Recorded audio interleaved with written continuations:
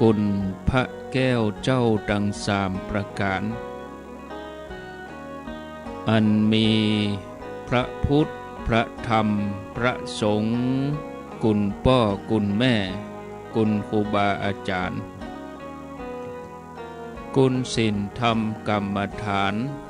จงมาปกห่มรักษาครูบาอาจารย์พระเจ้าประสงค์ทุกรูปปกห่มรักษาปออกไม่ออกศรัทธาด้านสาธุชนคนดีผู้สนใจใฝ่ในธรรมทุกท่านขอถวายความเคารพแสดงความนับถือพระมหาเถระพระเถรานุเถระเจ้าคณะพระสังฆาธิการครูบาอาจารย์เจ้าที่เปิดวิทยุฟังอยู่ที่วัดที่วาเวลานี้บ่ว่าจะเป็นหลวงป่อหลวงลุงตุปี้ตุน้องเปื้อนสหธรรมพระสงฆ์ทั้งหลายจุตนจุองค์เจริญปอนศรัทธาญาติโยมท่านสาธุชนทุกคนทุกท่านมาปะกันแถมแล้วเนอมาปะกันแถมแล้วมาปะกันในรายการสารธรรมยามแลงประจำวันจันทร์ที่23เดือนสิงหาคมพุทธศักราช2564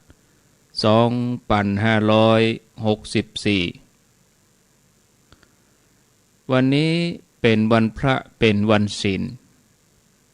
เป็นวันศีลใหญ่เป็นวันพระวันธรรมสวนะเดือน11เพ็ญหลายท่านก็ไปฟังธรรมที่วัดหลายท่านก็ฟังธรรมที่บ้านเปิดวิทยุฟังรายการสะดวกสบายนั่งฟังก็ได้นอนฟังก็ได้เอาความสะดวกสบายของญาติโยมทั้งหลายว่ารายการนี้มีชื่อรายการว่าสารธรรมยามแลงเป็นประจำทุกวันจันทร์จนถึงวันศุกร์เวลาบ่าย3 ถึง 5 โมงแลงในช่วงวันจันทร์นี้อาตมาภาพเป็นผู้รับผิดชอบ1 ชั่วโมง3 โมงถึง 4 โมง4 โมงถึง 5 โมงก็เป็นพระครูประหลัดณัฐพงศ์ทิตวุฒศิริวัดดอนจันทร์อำเภอเวียงป่าเป้าจังหวัดเชียงรายวันการวันพุธวันพัดวันศุกร์ก็มีครูบาอาจารย์หลากหลายตนหลายวัดสลับกันมาเทศนาธรรมให้กับญาติโยมได้ฟังในช่วงเข้าพรรษาขอบคุณอนุโมทนาบุญกับสถานีวิทยุที่เปิดรับสัญญาณโดยมีแม่ข่าย FM 104.50 สถานีวิทยุเพื่อการศึกษาพระพุทธศาสนาและวัฒนธรรมวัดฝ่ายหินมช104.50 โดยท่านพระครูสมุวิสุวัฒน์วรกิจโจได้ให้ความเมตตาอนุเคราะห์เวลาสนับสนุนงานเผยแผ่พระพุทธศาสนาก็สัญญาณนำรายการนี้ นำรายการนี้ไปสู่ผู้ฟังทางบ้านแล้วก็ที่ FM 100.25 วัดพระบาทอุดมน้ำบ่อสาวาสำนักวิปัสสนา FM 106.25 มนเสียงธรรมอำเภอแม่แจ่มวัดห้วยตองซัก 98.75 บ้านทุ่งเรดิโอ 89.50 แล้วก็ที่ 88.25 สถานีวิทยุพระพุทธศาสนาวัดศรีปันเงินอำเภอสันปะตองปะกันแล้วบ่เฮือได้ขาดแคลวเสียเวลาวันนี้ หัวข้อธรรมะว่ามัทวะคำว่ามัทวะนี่แปลว่าความอ่อนโยนวันนี้นำหัวข้อธรรมะชื่อว่ามัทวะมาให้ญาติโยมท่านสาธุชนทั้งหลายได้ฟังคนที่หวังความเจริญก้าวหน้าหวังความเป็นใหญ่เป็นโตเป็นเจ้าคนนายคนแล้วก็เป็นคนของเจ้าเป็นคนของนายก็จะต้องมีลักษณะดีอยู่หลายอย่างถ้าขาดลักษณะอย่างนี้ไปแล้วก็บ่ได้ตัวมัทวะนี่ก็เป็นลักษณะอย่างหนึ่งในบรรดาคุณลักษณะของผู้ที่หวังความเจริญก้าวหน้าเวลาไปสมัครงานในเบิ้นก็จะมีการกรอกคุณสมบัติของคนที่จะไปสมัครงานนั้นมีอย่างพ้องเกณฑ์อายุการศึกษาหลายๆอย่างถ้าเป็นทหารเปิ้นก็มีเกณฑ์ของเปิ้นความสูงกี่เซนหน้าอกเท่าใดทดสอบร่างกายอันนี้เปิ้นก็มีคุณสมบัติบริษัทห้างร้านเปิ้นก็จะแนบคุณสมบัติไปหลักฐานการศึกษาพ่องประสบการณ์พ่องทำงานมากี่ปีอย่างนั้นอย่างนี้แล้วคุณสมบัติของเจ้าพุทธผู้ที่หวังความเจริญก้าวหน้านั่นก็จะต้องมีมัทวะเป็นเกณฑ์เป็นคุณสมบัติหนึ่งมัทวะแปลได้ตรงตัวคือความอ่อนโยนความอ่อนโยนนี่ตรงกันข้ามกับความแข็งกระด้างท่านผู้ฟังญาติโยมความจริงแล้วคนเฮาก็มีความอ่อนความแข็งเหมือนกันหมดกุคนต่างกันน้อยเดียวที่ว่าไผจะเก็บไว้ที่ไหนต่ออันบางคนก็เก็บความอ่อนไว้ตั้งในเอาความแข็งไว้ตั้งนอกบางคนก็เอาความอ่อนไว้ตั้งนอกเอาความแข็งไว้ตั้งในแถมอย่างหนึ่งก็มีอยู่สองกลุ่มแรกก็อ่อนนอกแข็งในกลุ่มที่สองก็อ่อนในแข็งนอกต้นไม้นี่ก็มีสองประเภทเหมือนกันประเภทที่อ่อนนอกแข็งในกับประเภทที่แข็งในอ่อนนอกประเภทอ่อนนอกแข็งในก็อย่างกับไม้สักเนี่ยต้นไม้สักนี่เปลือกมันนุ่มนะเขาเอามีดฟันชอบนี่แต่เข้าถึงแก่นแล้วแข็งไม่ตะเคียนไม่เต็งลังไม่บะขามเขามาพอเปลือกบะขามนี่มันเหมือนกระสอบเปิ้นเอากระสอบไปปกกระสอบป่านเนาะเหมือนเปิ้นเอาขี้เปอะไปตาฮะนะไม่บะขามไม่ประดูหมดเนี่ยไม่พวกนี้นี่จัดว่าเป็นประเภทที่อ่อนนอกแข็งในนะต้นไม้หมู่นี้นี่มีเปลือกหุ้มลำต้นดังนอกเอามือเข้าไปข่วยเอาเล็บยิกก็เข้านะทัดจากเปลือกเข้าไปก็มีกับพีก็แข็งมาแหมน้อยทัดจากกับพีเข้าไปก็ถึงจะเป็นแก่นอันนี้แข็งอยู่ได้เป็น100 ปีบ้านไม่ซักเฮือนไม่ซักบ้านไม่ดูไม่แดงไม่ตะเคียนนี่อยู่เป็นร้อยปีบางทีแจ้น้ำก็ยังมีอยู่นะอย่างน้ำปิงน้ำอย่างเวลาน้ำลดนี่เปิ่นเอาไม้ออกมาเป็นต้นซุงเลยสมัยก่อนนี่เปิ่นเอาไม้ไหลตัวน้ำมาเนาะต้นจัดใหญ่ท่านผู้ฟังญาติโยมไม้ตะเคียนกาไม้สักกาเนี่ยนะทีนี้ตั้งในเปิ้นนี่แข็งนะท่านผู้ฟังญาติโยมป ประเภทนี้นี่เปิ้นฮ้องว่าอ่อนนอกแข็งในแถมประเภทหนึ่งอย่างต้นตาลต้นบะเป้าต้นหมากไม้หวกไม้ซางนี่นะที่มีลักษณะคล้ายกันไม้หมูลนี้มีแก่นหุ้มอยู่ที่ลำต้นอย่างไม้หวกไม้ซางเนี่ยทั้งนอกแข็งและทั้งในกวาง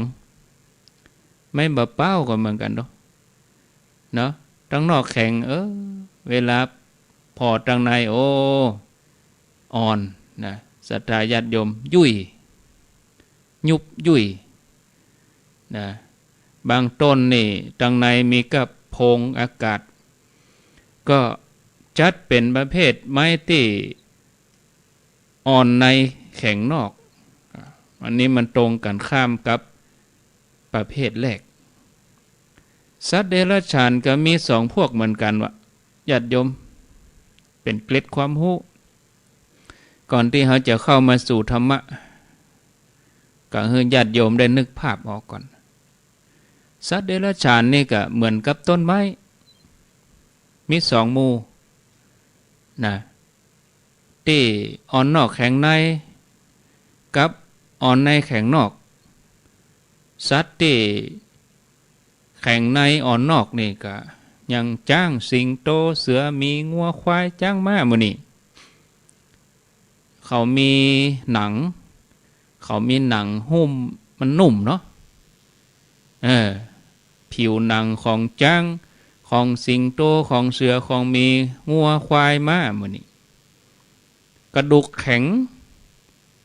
เราลองนึกพอนะสัตว์หมดนี้นี่มีตัวนิ่มเพราะว่าเอาหนังแล้วก็เอาจีนไว้ต่างนอกเอากระดูกไว้ต่างในส่วนแถมกลุ่มหนึ่งกลุ่มที่ว่าแข็งต่างนอกอ่อนต่างในก็ยังกุ้งกาหอยกาเต่ากาปูกานี่เนาะตลอดจนถึงอย่างแมงสาบมันนี่นะแมลงเต่าทองแมงทับอย่างมันนี้แมงแป้งปีกแข็งเนาะปูนี่เปลือกแข็งนะแต่จีนมันนุ่มกุ้งนี่ก็เหมือนหอยเนี่ยเนาะเกือบทุกประเภทสัตว์พวกนี้นี่เอากระดูกหุ้มตัวของมันแล้วก็เอาเนื้อเอาจีนไว้ตังในรวมกันเป็นตับไตไส้พุงด้วยนะญาติโยมอันนี้รวมความว่าต้นไม้ก็ดีสัตว์เดรัจฉานก็ดีก็มีอย่างละสองประเภทคือประเภทแข็งในอ่อนนอกกับประเภทแข็งนอกอ่อนในทีนี้เราลองเอามาประกวดกันพอเหรอเอามาประกวดกันพอว่าสองประเภทนี้ถ้าว่าตั้งความใหญ่โตถึงปริมาณราคาความเก่งกล้าความเด่นความดีอันไหนจะดีกว่ากันเริ่มต้นที่ต้นไม้ก่อนต้นไม้ประเภทอ่อนนอกแข็งในนี่ก็เมื่อใหญ่ขึ้นมาลำต้นใหญ่ยืนต้นได้เมินทนทานแปลงบ้านก็ได้เนาะเอามาแปลงโต๊ะแปลงตังแปลงบ้านแปลงเฟอร์นิเจอร์งามไม่สักไม่ดูแล้วก็เวลายืนต้นแล้วก็แผ่กิ่งออกมาให้ร่มเงาส่วนไม้ประเภทที่แข็งนอกอ่อนในเวลาถึงความเจริญเติบโตของลำต้นนี่ก็ใหญ่เหมือนกันแต่ว่าใหญ่เป็นต้นญาติโยมทั้งหลายใหญ่ก็เป็นต้นยังกับมะพร้าวมันตึกไม่หวกไม่ซางตาลเนาะต้นตาลต้นลานต้นหมากมันเนี่ยมันตึกเนาะใหญ่กว่านั้นก็แบบมีก็จะหันต้นมะพร้าวเนี่ยก็ใหญ่ที่สุดในประเภทไม้นี้ แล้วมันสูงญาติโยมเนาะมันมีกิ่งมีก้านออกตั้งนอกมันได้เปิ่งไม่ได้อยู่ห่มอยู่เงามันไปอยู่ห่มก็บ่เปล่ามันไปอยู่อย่างใดมันก็ให้เหลือไปอยู่ต้นไม้ดูก็เนาะมันห่มมาอยู่บนบุญจุกปุกอยู่บนบุญเป็นปุกอยู่บนบุญไม้บ่เปล่าไม้ตาลนี่ไม้หมากหมูนี่ต้นหมากหมูนี่ใบมันอยู่บนบุญเป็นปุกอยู่บนบุญมันก็อาศัยห่มเงาแต้ก็บ่ได้นะถ้าจะอู้ถึงแง่ของการใช้งานก็ประโยชน์น้อยเนาะญาติโยมบ่ใจเป็นไม้ประเภทเนื้อแข็งส่วนที่แข็งก็เอามาโชว์ตั้งนอกตั้งนั้นนะใช้งานแต้ๆก็เดียวกับยุ่ยไปก็เดียวกับผุพังเอาไปแป่งขวาก็บ่ได้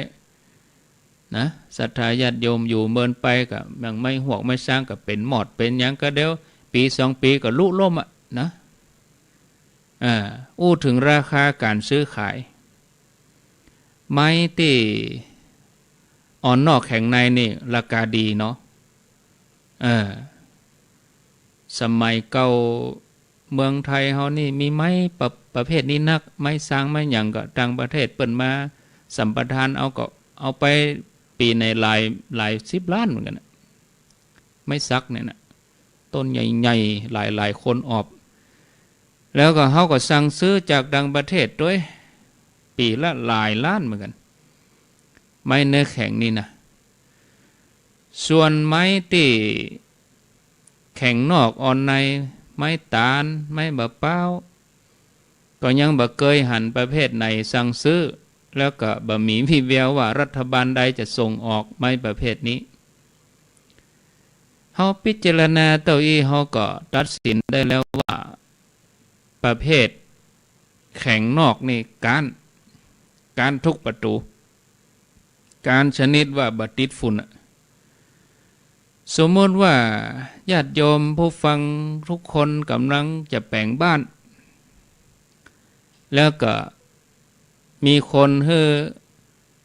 เอาไม้เฮาบ่ได้นะไปเอาเตอะอีกนะเป็นไม้2 กองหนึ่งเป็นไม้หวกไม้สร้างเป็นไม้บะเป้าเป็นไม้ตาลนี่เนาะแล้วก็ตัดสินใจเอาเนอะนะแหมกองหนึ่งก็เป็นไม่ดูไม่ซักอีกนะ เขาจะเลือกเอากองใดญาติโยมจะเอาไม้กองไหนก็เอาตัดสินใจนะทีนี้ก็อู้ถึงสัตว์หรอเฮารับตานึกภาพนะเฮาลองกึดพอว่าห้องสัตว์หมู่นี้มาเรียงแถวหน้ากระดานเหมือนทหารนี่นะแล้วก็เตรียมพร้อมสำหรับการตรวจแถวนี่เนาะอันนี้การตรวจพลสวนสนามนี่เนาะเอาสัตว์หมู่นี้มาเรียงกันก็คือเอากลุ่มที่อ่อนนอกแข็งในนี่แหมแถวแล้วก็แหมกลุ่มหนึ่งก็แข็งนอกอ่อนในเอามาเลี้ยงแถวนี่ผลก็ปรากฏว่าแถวของสัตว์ที่อ่อนนอกแข็งในจ้างกาเสือกาสิงโตงัวควายหมีงัวกระทิงอย่างนี้เป็นแถวยาวสุดเจนหูเจนตาเนาะส่วนแถวของสัตว์ที่แข็งนอกอ่อนในเป็นกุ้งเป็นเต่าเป็นปูเป็นหอยนี่แถวบะยาวเท่าใดเอามาพอแล้วก็คงบ่ถึง10 ชนิดเต็มตีก็ลองไล่พอละเต่าที่มีเปลือกทั้งนอกที่แข็งทั้งนอกอ่อนทั้งในก็มีบ่ถึง20นะเนาะเต่ากุ้งปูหอยมีบ่นักนี่ศรัทธาญาติโยมแล้วก็เฮาก็มาพอจำนวนสัตว์ เอามาพิจารณาแล้วก็เอาสัตว์ตัวเล็กตัวน้อยมาอยู่ด้วยก็ถึงบ่นักต่อใดเพียงจำนวนก็การหมู่ที่แข่งนอกอ่อนในนี่ก็การนะถ้าจะอู้ถึงความเจริญเติบโตหรอนะกลุ่มสัตว์ที่อ่อนตั้งนอกก็มีความเจริญเติบโตได้นักอ่อนนอกแข่งในอย่างจ้างอย่างม้างัวควายอย่างหมู่นี้มีความเจริญเติบโตได้ดีแล้วก็อยู่ได้เมินร่างกายแข็งแรงดูกระดูกแข็งอย่างหมูสัตว์ที่แข็งนอกอ่อนในก็จะมีกระเต่าชนิดเดียวเท่านั้นค่ะที่มีอายุยืนหมู่นั้นการหมดบอกว่าจะเป็นหอยบอกว่าจะเป็นกุ้งบอกว่าจะเป็นนั่นสัตว์ที่มีเปลือกเนาะศรัทธาญาติโยมแต่ถ้าอู้ถึงความเก่งกล้าแล้วก็หมู่บรรดาสัตว์แข่งนอกเก่งบัดเท่าใดเต่าก็ได้ก็คบปูก็ได้ก็หนีบนะส่วนกุ้งเนี่ยบัดถ้าอู้ถึงเต้นวิดบัดได้นะศรัทธาญาติโยมอันนี้เวลาเอามาฮบกันนี่จะไปเล่นจ้างเนอะจ้างกระทืบกันเดียวนี่เมียแตกอย่างเข้าเกียบอย่างเข้าแคบเข้าแตนนี่นะก็ว่าไปโดนเสืองับกำเดียวก็เป็นว่าเซ็ตบอกกองดองนะศรัทธาญาติโยมท่านทั้งหลายนี่มาพิจารณาศรัทธาญาติโยมสัตว์ถึงสองประเภทนี้ก็ต้องการสัตว์ประเภทที่อ่อนนอกแข็งในนะท่านผู้ฟังญาติโยมท่านสาธุชนก็ถ้าจะอู้ถึงสติปัญญาความเฉลียวฉลาดการเอามาฝึกก็การสัตว์ประเภทที่อ่อนนอกแข็งในจ้างก็เอามาฝึกได้เอามาฝึกลากซุงเอามาฝึกเตะฟุตบอลเนี่ยม้าเอามาฝึกได้เป็นกีฬาก็ได้งัวควายก็มาใส่หน้ามาฝึกได้หมดใส่ล้อใส่หยังเนาะแล้วกุ้งนี่จังมีว่าเขาเอากุ้งมาฝึกมันมีกะเนาะปูอย่าเอามาฝึกมีนะก็แสดงว่าการทำเหมาะนั่นสัตว์ประเภทนี้รวมความแล้วว่าตึงต้นไม้ตึงสัตว์หมู่ที่อ่อนนอกแข็งในชนะหมู่ที่แข็งตังนอกอ่อนตังในบ่มีเงื่อนไขตึงเรื่องความเจริญเติบโตตึงเรื่องความเก่งกล้าสามารถตึงเรื่องคุณประโยชน์ตึงเรื่องราคาตึงเรื่องสติปัญญาเนาะเต้าอี้ก็คงจะหันละญาติโยมไหนหมู่บรรดาแข่งตังนอกอ่อนตังในการทุกประตูนะไปนักก็มากความจะเป็นการได้ทับถมผู้พ่ายแพ้เป็นการเสียมารยาทเนาะอินดูสัตว์ที่แข่งนอกอ่อนในเห็นนี้ญาติโยมทั้งหลายเฮาก็ตัดสินใจให้หมู่ที่อ่อนนอกนี่ชนะแล้วก็ตัดสินโดยเหตุผลที่ยุติธรรมนะว่าให้บรรดาที่แข่งนอกอ่อนในนี่การไปวกมาเรื่องของคนเหรออันนี้อู้ถึงเรื่องต้นไม้อู้ถึงเรื่องสัตว์วกมาอู้ถึงเรื่องของคนเฮาเข้าเรื่องของคนเฮาก็มีสองพวกนี้เหมือนกัน พวกหนึ่งแข็งนอกอ่อนในแถมพวกหนึ่งแข็งในอ่อนนอกก็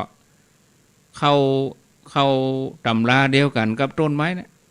นะคนที่แข็งนอกคือเอาความแข็งออกมาวางไว้ที่ท่าทางสีหน้าชอบวางใหญ่โตท่าทางบึงตึงนะอูกับไผ่ก็เสียงดังนะอูสั้นอูเปิ่นห้องว่าอย่างใดกระโชกกระชากอย่างใดมโหเนาะคนฟังก็จะเข้าใจก็จังบ่เข้าใจก็จังแสดงตัวเองเป็นคนใหญ่คนโตมีหน้ามีตามีการมีงานก็บ่ค่อยมีเวลาไปอู้กับคนธรรมดาเวลาขึ้นรถก็ทำตัวตรงคอตั้งมีคนกำกระเป๋าด้วยก้นเนี่ยหรือบางอันนั่งรถเสร็จก็มีคนติ้วอย่างด้วยก้นชอบเอะอะใส่คนฮับใจต่อหน้าคนหลายทำให้คนอื่นตกอกตกใจบางคนก็ตบกระเป๋าป๊บเนี่ยเตียวไปหั่นเตียวไปนี่เนาะไปเนี่ยยังก็ไปขอโทษไผก็แสดงว่าโอ้บอกค่อยมีเวลาคนกลุ่มนี้เวลาเป็นเงินเป็นทองนะแต่ถ้าอู้ถึงที่บ้านเราเนี่ยหมู่ที่แข็งนอกนี่ก็จะหาที่ใหญ่แต่นี่ก็บ่ค่อยมีใหญ่โตเพียงตามตรอกซอกซอยนะญาติโยมพิจารณาพอถ้าสังเกตในประวัติศาสตร์หรือว่าประวัติศาสตร์คนสำคัญนี่นะรวมกับคนที่ปอจะนึกออกอยู่เนี่ยคนที่แข็งนอกอย่างดีก็ไปเป็นมอกทหารเอกเป็นมอกลูกสมุนจะไปเป็นหัวหน้าแต่นี่ก็บ่ได้นะท่านผู้ฟังญาติโยมในบรรดาคนที่เฮาฮู้จักมักเกยก็มีฮือหันกันอยู่ในปัจจุบันนี้อย่างบรรดาชนชั้นนำทั้งหลายบรรดาแม่ทัพนายกองบรรดาหัวหน้าแต่ละคนนี่เปิ้นก็บ่มีความปรากฏจะกระด้างกระเดืองอย่างออกมานะแม้แต่วงการนักเลงแม้แต่วงการอันธพาลแต่นักเลงอันธพาลนี่เปิ้นเหมือนธรรมดาเนี่ยมีหยังแต่ถ้าคนที่เวกวักนี่มันก็บ่มีหยังเหมือนกันนะศรัทธาญาติโยมโดยกฎธรรมดาบอกว่าสิ่งใดถ้าเฮาเอาสิ่งที่แข็งมาหุ้มไว้ข้างนอกเนี่ยมันก็ขยายตัวออกบ่ได้ละเฮาย้อนมาพอที่ต้นหมากต้นบะเป้านี่แม้จะได้ปุ๋ยดีๆอย่างใดมันก็บ่ใหญ่มันก็ตึกมาอันน่ะเนาะเนี่ยถึงไหนก็ถึงตัวอันเนี่ยมาพอสัตว์อย่าง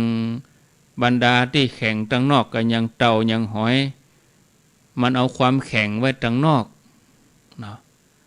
เอากระดูกมันมาหุ้มตัวมันก็ใหญ่ขึ้นบ่ได้มันก็ตึกตัวอันคนเฮาก็เหมือนกันไผ่ที่เอาความแข็งมาหุ้มตัวก็ใหญ่ยากเนาะเพราะว่าใหญ่บ่ได้แล้วก็จะต้องแสดงให้ผู้อื่นหันว่าตัวเองใหญ่เหมือนยังห่านหันว่าญาติโยมเวลาเฮาเตียวผ่านมันห่านนี่มันคอยาวอย่างมันก็เอิ้นว่าฉันเป็นห่านเพราะว่ามันแบบมีอย่างแสดงตัวว่าตัวเองเก่งเนาะบินก็บ่ได้ว่ายน้ำก็บ่คล่องล่นก็บ่เก่งก็เลยต้องใจเสียงเอิ้นให้เจ้าบ้านหนวกหูว่าฉันเป็นห่านบอกกองหันคนเตียวคนหนีก็ดีใจ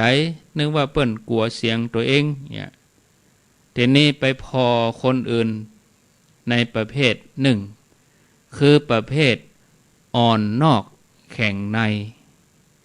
คนประเภทนี้นี่เปิ้นเก็บความเข้มแข็งไว้ตั้งในบางที่พ่อเหมือนแบบมีหยังใบหน้ายิ้มแย้มแจ่มใสเนาะแววตาก็มีเมตตามีความกรุณาเป็นเสน่ห์นะยิ่งก่อนอู้แล้วก็เวลาอู้ก็จะมีแต่คำสุภาพอู้น่าฮักอู้คำดีออกมาไผได้ฟังก็จื่นหูจื่นใจนะในใจก็เต็มไปด้วยความเมตตาความห่วงใยมนุษย์ไผได้คบหาสมาคมก็เย็นกายสบายใจเหมือนไปนั่งหิมน้ำเย็นช่ำนะ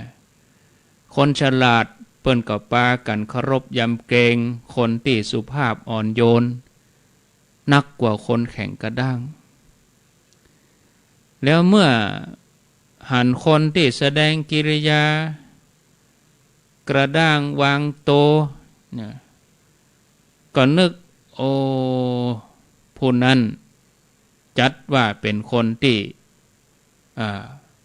ประเภทที่แข็งตรงนอกอ่อนตรงในแต่ถ้าคนที่โอ้ยิ้มแย้มแจ่มใสเปิ้นบ่าวางมาดวางอำนาจอย่างยิ้มอยู่ฮะแสดงว่าเป็นคนที่อ่อนนอกแข็งในนี่ญาติโยมทั้งหลายฉะนั้นถ้าไผเนาะอยากจะมีความเจริญก้าวหน้าลูกหลานคนหนุ่มคนกำที่ทำงานตั้งแต่เริ่มไปสมัครงานวันแรกกลัวที่ตัวเองจะไต่ระดับขึ้นไปถ้าเป็นครูเป็นอย่างเปิ้นก็มีสีเนาะมีขั้นมีสีจะใครเป็นใหญ่เป็นโตเป็นเจ้าคนในคนก็บอกควรที่จะเป็นคนที่แข็งตั้งนอกใบอ่อนตั้งในถ้าเฮาใครฮือมีผู้คนเคารพยำเกรงก็จะต้องเป็นบุคคลที่อ่อนโยนนะเป็นคนที่อ่อนตั้งนอกแข็งตั้งในนะคนเฮานี่ญาติโยมไผจะเป็นใหญ่เป็นโตต่อใดก็บ่มีไผว่าถ้าใหญ่โตแล้วมีคนเคารพมีคนปูจจาที่ว่าใหญ่โตนี่ก็คือว่าก็จะต้องโตใหญ่โตพร้อมกับน้ำกับเนื้อเหมือนอย่างบะเป้าเนี่ยก้อยๆใหญ่ขึ้นมากำน้อยจากแก่นน้อยๆนะเกือบจะสังเกตบ่ได้ผ่านแวบไปเผลอแวบเดียวโอ้ใหญ่ขึ้นมาอย่างหน่วยบะเป้าเนี่ยได้ตึงน้ำตึงเนื้อจนถึงเปลือกรักษาแก่นตั้งในได้ดีไผจะเอาไปจ่งก็บะแตกเนาะเอาไปจ่งยังได้ก็ตึงบะแตกหน่อยบะเป้านี่เปลือกมันกับมันเปลือกตั้งนอกแถมเปลือกตั้งกลางตั้งในพุ่นแถมเนี่ยต่างกับลูกโป่งเป่ากันเดียวใหญ่กันเดียวใหญ่เต้าโอ่งเต้าไหบางทีลอยไปบนอากาศแต่ไปได้บ่เมินบ่นานแตกบุ่มแล้วก็ตกสู่ดินนะเพราะลูกโป่งนี่มันปองลมบางคนก็เขาจังหันในโทรทัศน์หันข่าวบางคนก็วางความใหญ่โตสมัยนี้เปิ้นฮ้องว่าเบ่งก็คือว่า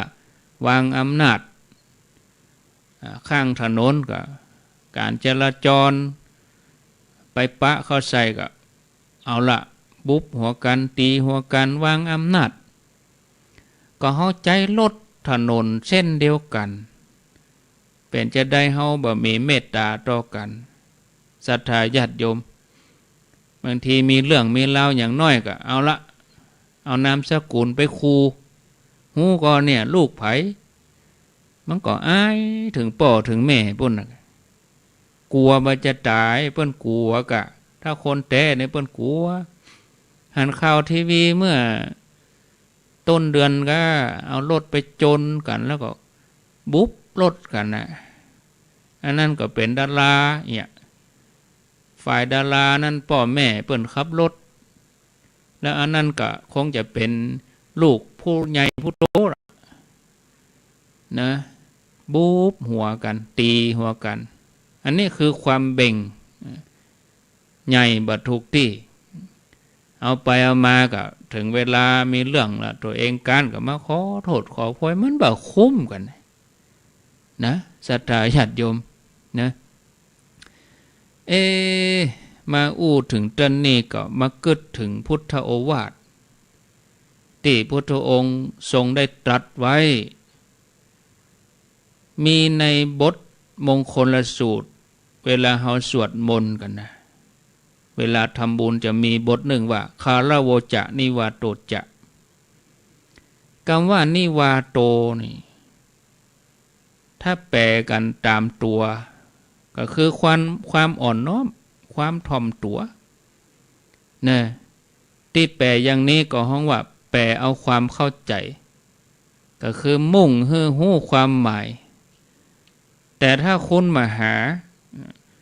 อย่างหมู่ท่านมาหาคุณมาหาตั้งหลายเปิ้นก็จะแปลยกศัพท์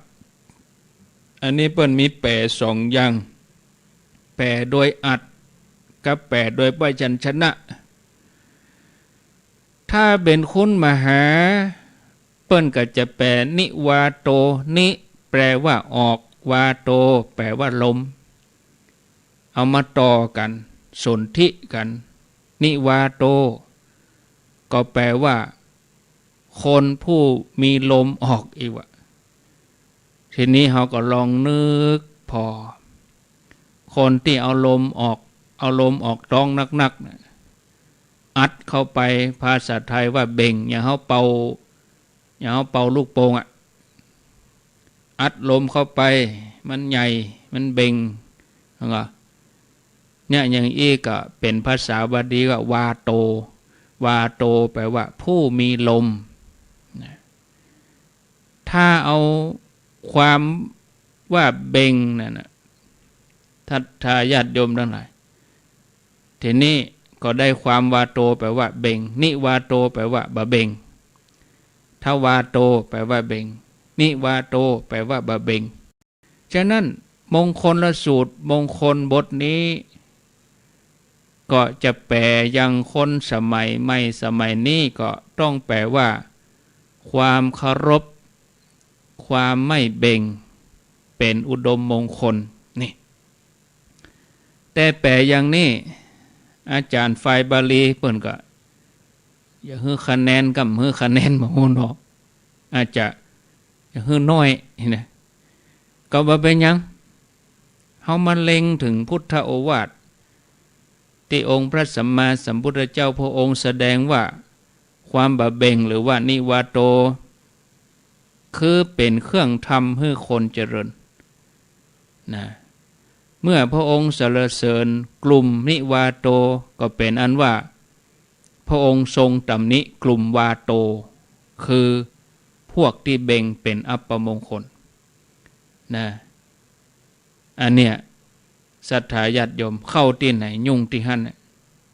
ความจริงความดีของคนเฮาก็มีอยู่หลายร้อยหลายปันอย่างแต่เป็นจังได๋พระองค์ถึงเฟ้นยกเรื่องของการแสดงความมงคลนี่เกิดขึ้นมาพระองค์ยกขึ้นมาถึง38อย่างนะอย่างคำว่านิวาโตเนี่ยคาราโวจะนิวาโตจะเนี่ยพระองค์ก็เลือกเอามารวมอยู่ในกลุ่มนี้ด้วยเรื่องนี้ก็น่าคิดคนที่บะเบ่งก็เลยว่าเป็นคนชั้นสูงรวมอยู่ในกลุ่มที่เป็นมนุษย์ที่อุดมสมบูรณ์ของโลก38 เรื่องมัทวะนี่ยกตัวอย่างหัวข้อขึ้นมาก็เลยมาถึงตอนนี้ญาติโยมก็เพราะว่าเรื่องมันเข้ากันได้นะอู้ถึงผลไม้อู้ถึงต้นไม้อู้ถึงสัตว์อู้ถึงคนมนุษย์วาโตคือมนุษย์ที่แข่งทางนอกข่มขู่คนอื่นคนกลุ่มนี้พวกนี้ก็เป็นคนเจ้าตุกนะจิตใจเดือดพร่านลองสังเกตพอตัวเฮาศรัทธาญาติโยมเฮาก็ฮู้ดีขณะที่เฮาแสดงฤทธิ์เบ่งให้คนอื่นกลัวเนี่ยบอกว่าจะเบ่งใส่ลูกใส่ผัวบอกว่าจะเบ่งใส่คนทำงานเนาะบอกว่าจะอยู่ในระดับใดศรัทธาญาติโยมมีธาตุไฟในตัวที่มันปะทุขึ้นมาเป็นความผิดปกติเนาะอย่าฮือสีหน้าสีตาแดงกำคอแห้งเลือดไหลพล่านฉูบฉีดเลือดฉีดไปถึงหน้าทำให้หน้าแดงคล้ำหมดเสน่ห์ผิวก็ก้อยๆหยาบกร้านบ่มีน้ำบ่มีนวลเนอะบ่มีประกายภาษารุ่นใหม่ก็บ่มีออร่าเนาะขณะที่เบ่งอยู่หั่นก็ใจก็จะเต้นทีใจเต้นตุบตับนะบ่มีติลงก็เหลียวไปเหลียวมาก็เอาอย่างใกล้มือก็เอานั่นก็เซาะอันนั้นมานะทำให้เสียกำลังเบ่งเข้าเบ่งเผาเบ่งไปก็ยิดนะบางที่คนเท่าบางทีไปเบ่งบ่ถูกที่ก็เลือดในสมองเนาะทำให้เส้นเลือดในสมองแตกไปยาเดือดเฮือลูกเฮือหลานจมเฮือลูกเฮือหลานดีบ่ดีก็เป็นลมนิ่งไปยาศรัทธาญาติโยมถ้าเป็นคนหนุ่มเหรอคนหนุ่มก็ดีบ่ดีกับกระทบไปถึงระบบย่อยอาหารบุญนะน้ำย่อยของอาหารน้ำย่อยกระเพาะนั้นมันผิดเพี้ยนวิปริตต้องไส้เสียไปตัวเนี่ยส่วนคนที่เปิ่นสุภาพเรียบร้อยเปิ่นมีอัธยาศัยดีก็เป็นมัทวะนะตามนัยยะมงคลสูตรที่ว่านิวาโตนะคนที่อ่อนนอกแข็งในเนี่ยเป็นคนที่ได้เปรียบทุกอย่างถึงเรื่องการคบมิตรถึงเรื่องการปกครองถึงเรื่องการสร้างความเจริญก้าวหน้าเสน่ห์กับอำนาจนะเป็นกันยากที่ภัยจะเอามารวมไว้ในตัวคนคนเดียวเว้นแต่คนที่บ่มีมัทวะเท่านั้นที่สามารถครองตึงเสน่ห์แล้วก็มีตึงอำนาจอยู่ในตัวก้าวหนที่จะอู้ถึงแถมเรื่องหนึ่งคือโลกหนึ่งญาติโยมเป็นโลกที่นอกเหนือจากการแพทย์เปิ้นจะตรวจปะโลกนี้คือโลกธรรมภะโลกธรรมภะคือโลกหัวดื้อวะจะเอามาอู้วันจันทร์หน้าก่อนเนาะถ้าอู้ก็เวลาบ่พอเนาะเอาไว้โลกอื่นนี่แพทย์เปิ้นวินิจฉัยเปิ้นเอากล้องเอาหยังมาส่องก็หันแต่ว่าโลกดื้อรั้นนี่เอาหยังมายาเอาหยังมารักษาไปฟังจันทร์หน้าเอาเนาะศรัทธาญาติโยมท่านทั้งหลายเร็วพอเวลาก็ยังมาโวยเหตุเนอ3 โมงกับ49 นาทีท่านผู้ฟังกำลังรับฟังรายการสารธรรมยามแลงดำเนินรายการโดยอาตมาภาพพระครูอภิวัฒนวิกรม วัดปากตังเจริญตำบลดอยหล่ออำเภอดอยหล่อจังหวัดเชียงใหม่รับผิดชอบช่วงเจ้าตี3ถึงตี5บางวันก็ถึง7 โมงตี3ก็ห้องลุกเมื่อแรงมาก็ปากันฟังธรรมเมื่อค่ำก็2 ทุ่มถึง4 ทุ่มทุกวันพุธ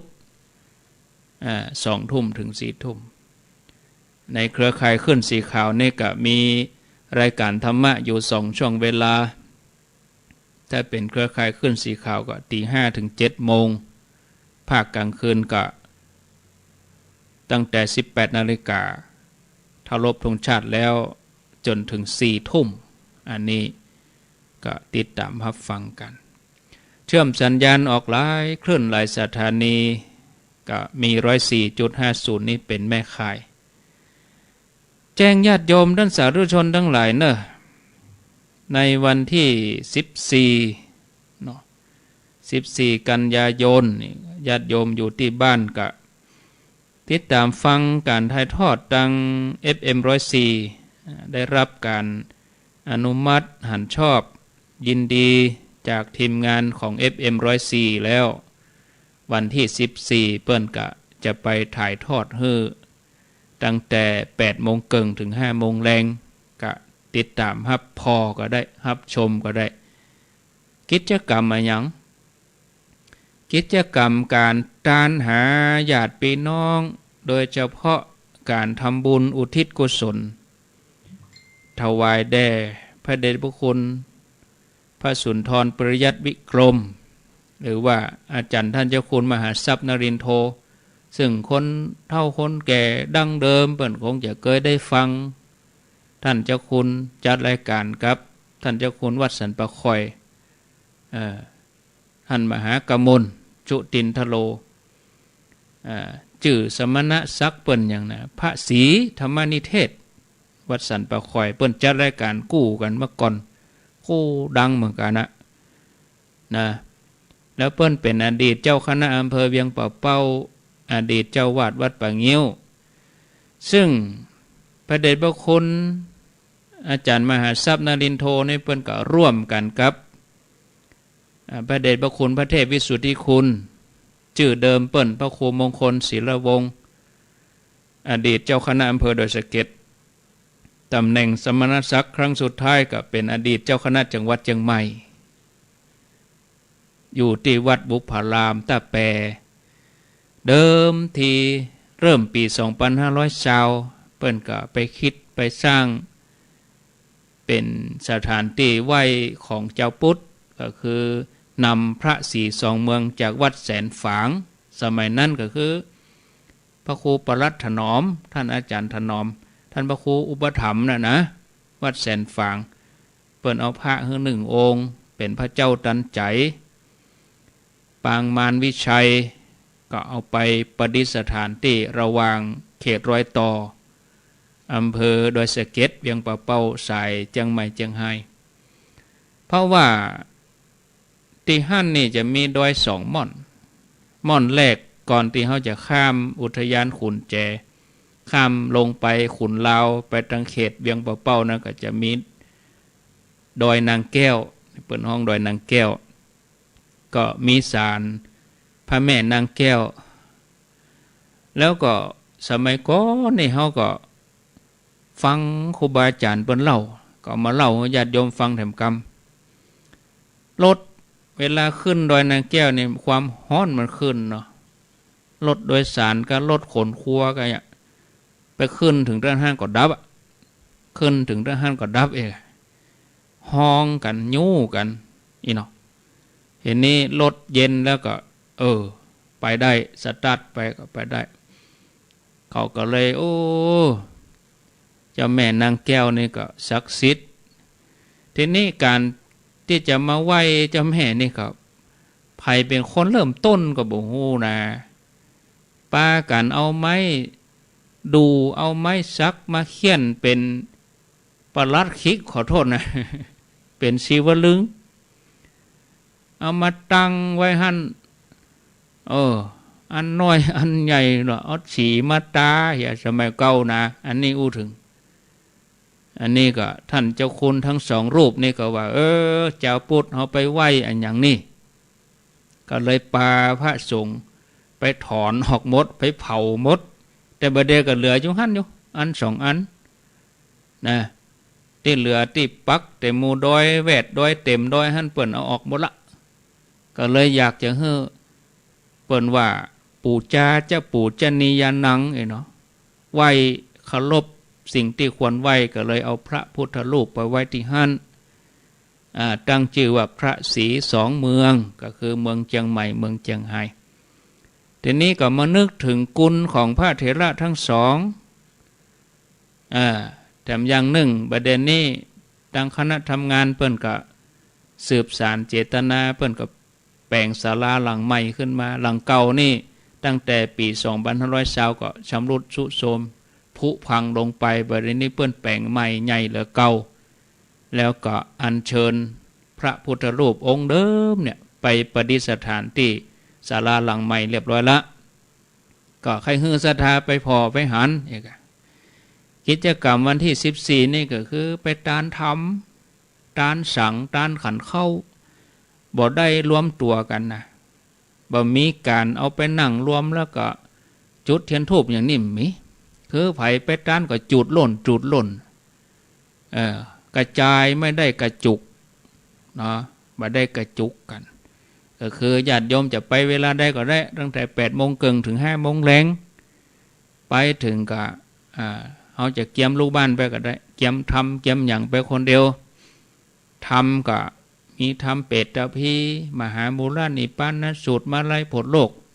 วิสุทธิยาหมู่นี้ถ้าบะหมี่เราอ่อนรุ่นใหม่ก็เอาก็ตัวไปกับปอทำก็มีบนหั่นสังก็มีบนหั่นเสร็จแล้วก็ปูจาเราไปเกณฑ์เตดหยาดน้ำตาลอันนี้กิจกรรมแล้วก็จะต้านเฮอกับคนที่ได้รับอุบัติเหตุตลอดเส้นทางเพราะประเด็นนี้ต่างแล้วละถนนเปื้อนแปลงแล้วหมดละตั้งแต่โดยสเก็ตพดโป่งน้ำฮ้อนโล่งลึงลายปูนมี2 เลนภายเพมี2 เลนกับ4 เลนวิ่งทรงแต่ก่อนจะไปเชียงไฮ้เมืองบ่อเป้านี่เกือบ2 ชั่วโมงประเด็นนี้30 นาทีต่ออันถึงละสะดวกสบายเปิ้นก็จะตานหาผีไตเก่าเน่าเมินเพราะว่าเข้าเดือน12ออกค่ำวันที่7แล้วก็ออก8 ค่ำในวันที่14เป็นวันการพอดีตานหาพ่อแม่บรรพบุรุษญาติพี่น้องตลอดจนถึงดวงจิตวิญญาณทั้งหลายที่เขาประสบอุบัติเหตุตลอดเส้นทางสายเชียงใหม่เชียงไฮ้นี่เนาะวันที่14แจ้งญาติโยมท่านสาธุชนทุกคนทุกท่านอาตมาภาพได้ใจเวลามาก็หันว่าพอสมควรกรรมใดบุญใดที่อุไปบ่